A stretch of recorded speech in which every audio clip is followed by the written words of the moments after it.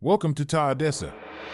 Today's story is a not-so-classic tale of he said, that's shaking up the art world and beyond.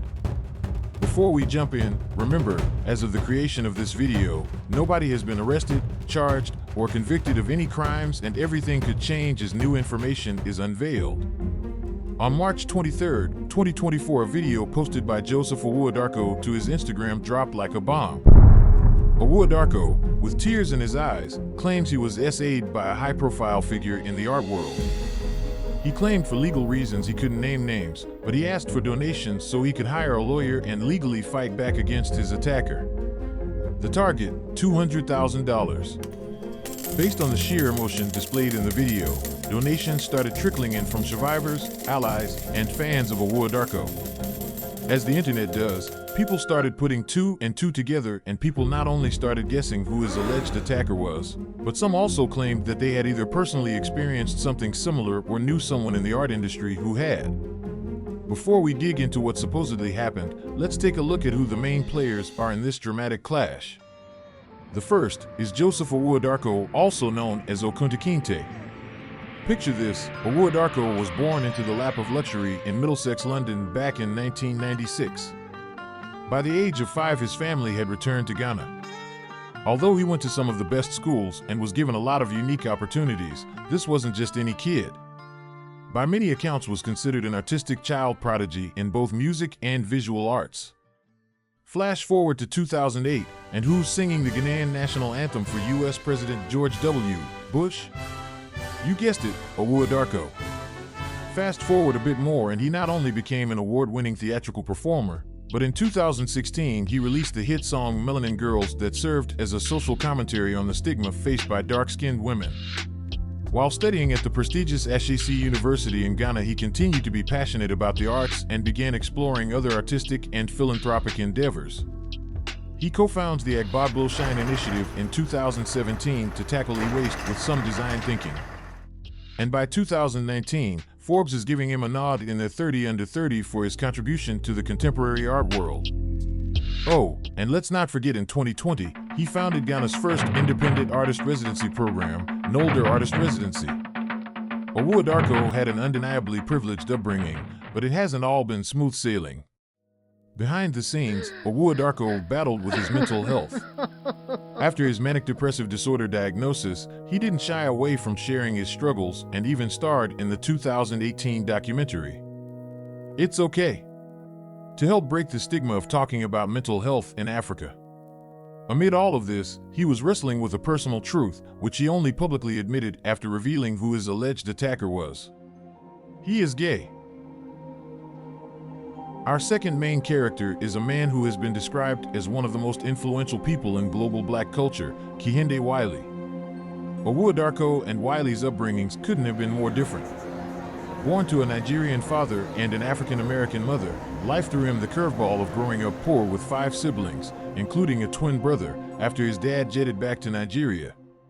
To keep him away from gangs and off the streets, Wiley's mom sent him to art class, and as a boy his talent shone so bright, poverty couldn't keep him in the shadows.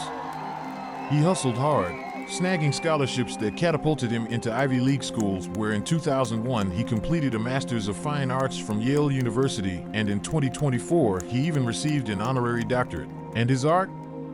It's unlike anything anyone had ever seen. While Wiley was studying art history and learning about the masters, he takes one look at those stuffy 18th century classics and flips them on their head, replacing those old-school white figures in their iconic poses with black men decked out in modern gear, set against backdrops that scream culture and color. As he is taking the art world by storm, eventually critics can't help but notice the homoerotic qualities in his works, but Wiley, being openly gay, just leans into it, playing with gender roles like a pro, challenging norms and making people think. He was gaining popularity, but a tipping point was in 2017 when Wiley painted none other than former President Barack Obama, making history as the only black and openly gay artist to grace the Smithsonian National Portrait Gallery with a presidential portrait.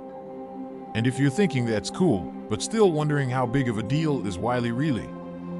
Earlier this year, his painting Christian Martyr Tarcisius fetched a cool $844,885 at auction. So yes, he's kind of a big deal.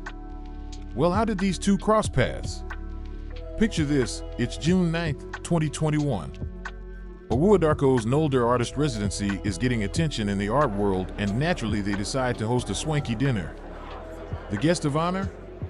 None other than potentially the most famous black living artist on the planet, Kehinde Wiley. The night's all charm and cheer. Awuah-Darko, dressed in a green kaftan, was being a charismatic host, excited to have an icon like Wiley at Nolder artist residency, and by all accounts Wiley was also having a good time. According to Wiley, he and Awuah-Darko were flirting all night long. At some point, Wiley and another guest needed to use the restroom. According to Awuah-Darko, this is where the first incident occurred. While Awuah-Darko was leading them to the restroom, Wiley was walking behind him and inappropriately groped him. Awuah-Darko brushed it off using awkward humor to move past the situation, and the night continued. The dinner ends and everyone leaves, but for Awuah-Darko and Wiley the night wasn't over. They met up after dinner and they both acknowledged they had a sexual encounter. Wiley claims at 4 a.m. Awuah-Darko came to his hotel room. Awuah-Darko goes inside, but at some point, Awuah-Darko claims he didn't want things to go any further and told Wiley to stop. Wiley allegedly forced himself on Awuah-Darko, and he experienced a much more severe and violent assault. Wiley is adamant nothing that wasn't consensual happened, and the next day Awuah-Darko happily left. It was so cordial that even though they were in Awuah-Darko's own country, Wiley's assistant was the one who arranged his transportation home. According to Wiley, after the encounter Awuah-Darko wanted a more substantial relationship and Awuah-Darko aggressively pursued him. Awuah-Darko mentioned Wiley more than 30 times in his Instagram stories. He was so obsessed, in February 2022, Awuah-Darko traveled from London, England to Lagos, Nigeria to attend Wiley's birthday party. That's over 4,000 miles. After the birthday party, Awuah-Darko continued to reach out and later that year even offered to visit Wiley at his cabin in upstate New York. According to Awuah-Darko, things were not as they seemed. The period after the initial encounter with Wiley was one of the darkest in his entire life. He harmed himself and considered unaliving himself. The March Instagram post was a turning point in his recovery. The clues he had given about who his abuser was in his post had resulted in other victims reaching out and a significant amount of support from survivors and allies worldwide. On May 19th, Awuah-Darko openly named Wiley as the abuser. He described his version of what happened and when. He claimed that he had gaslighted himself and was consumed with shame. He also challenged Wiley to stop him and others from coming forward. The following day, Awuah-Darko finally came out to the internet and admitted he is gay. Initially, Wiley gave a simple response: "Someone I had a brief, consensual relationship with almost 3 years ago is now making a false accusation about our time together. These claims are not true and are an affront to all victims of SA." But Awuah-Darko wasn't done. He doubled down and eventually made more posts and named other victims who had come forward. He shared their statements on his Instagram. A battle started playing out in the court of public opinion. Awuah-Darko's post goes viral. Media around the world began picking up the story. Wiley's career hits turbulence as exhibits at museums and galleries start getting canceled left and right. Wiley basically has two choices. He can watch as his reputation is completely destroyed or fight back. He ultimately decides to drop his own bombshell, and on July 11th, Wiley provides receipts. He published the saved conversations and phone records between himself and Awuah-Darko, as well as one of the other men who also claimed to be a victim. It paints the picture of spurned lovers turned accusers. Perhaps one of the most damning pieces of evidence, the call log from the night that Awuah-Darko claimed that he was SA'd, which showed it was Awuah-Darko who called Wiley not once, but twice. So, most people are probably thinking, wait a minute, this means Wiley is innocent. Awuah-Darko's behavior proves he caught feelings, and to get revenge he's accusing Wiley of assaulting him. There's where it twists again. Experts say it's not uncommon for victims to stay in touch with their abusers, a complex dance of denial and coping. If you will remember, over 80 women accused American film producer Harvey Weinstein of SA over a period of at least 30 years, and many of them continued to work with him even after they had been SA'd. According to an article by Psychology Today, engaging with a known assailant after an SA can be a way for the victim to pretend it wasn't an SA, or a form of denial, so that they don't have to deal with the psychological trauma of what really happened. If a victim does deal with it, admitting what really happened can be a part of the recovery process, and that can mean, as Awuah-Darko put it, figurative self-immolation, and in his case also figuratively setting fire to his alleged attacker's reputation and career. So now it appears we're at a standstill, right? Not exactly, because they've both turned up the heat. Wiley's legal team dropped a cease and desist on Awuah-Darko, trying to put the brakes on his accusations. But guess what? Awuah-Darko isn't just standing his ground, he's doubling down. Awuah-Darko, who is currently in the US, is gearing up for a showdown. He's still taking donations for his legal fund and inviting other victims to rally together to fight against Wiley. But hold up, whatever happened between Awuah-Darko and Wiley happened in Ghana, right? Exactly, so we don't really see how Awuah-Darko will be able to pursue a criminal case in the US, thanks to the complexities of international law.